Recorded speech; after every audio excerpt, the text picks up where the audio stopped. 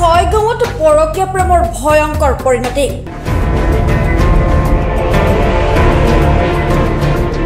এগৰাকী নিৰুদ্দেশ হোৱা মহিলাক বিচাৰি কলহী নদীত ছয়গাঁও আৰক্ষী আৰু SDRF বাহিনীৰ অভিযান।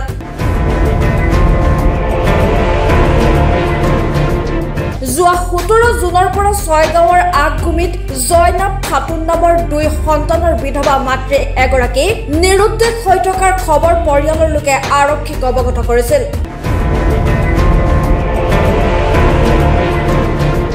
সেই অভিযোগৰ ভিত্তিত ছয়গাঁও আৰক্ষীয়ে অনুসন্ধান চলাই থকাৰ মাজতে যোৱা নিশা একেখন গাঁৱৰে ইয়াবৰ আলী নামৰ যুৱক এজনৰ ওপৰত আৰক্ষীৰ সন্দেহ উপজাত যুৱকজনক আটক কৰে।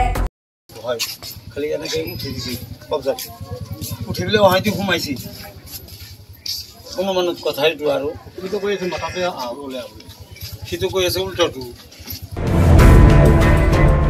নিশা আৰক্ষীৰ জেৰাত যুৱকজনে বিধৱা মহিলাগৰাকীক ডিঙি চেপি হত্যা কৰি কলহী নদীত উটুৱাই দিয়াৰ কথা স্বীকাৰ কৰে।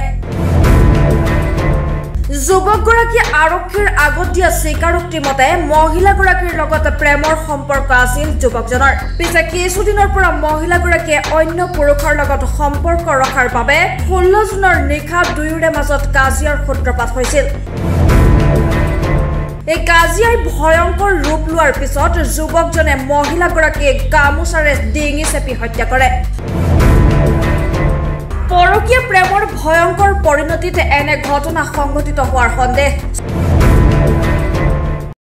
কথা ক'বলৈ এতিয়া ভাষা নাই।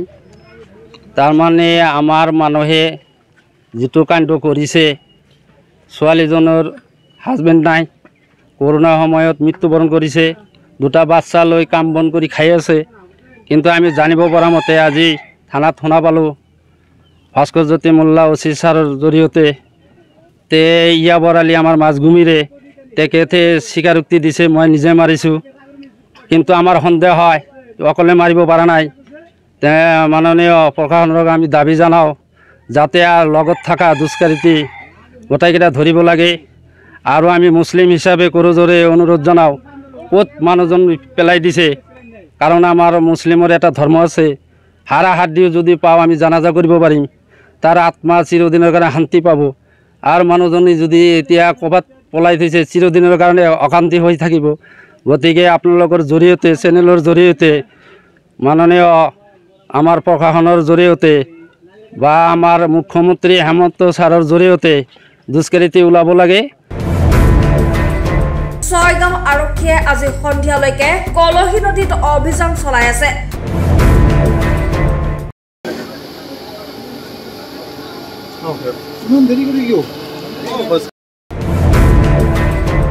ছয়গাঁৱৰ পৰা বিশ্বজিৎ দাস, দৈনিক অগ্ৰদূত ডিজিটেল।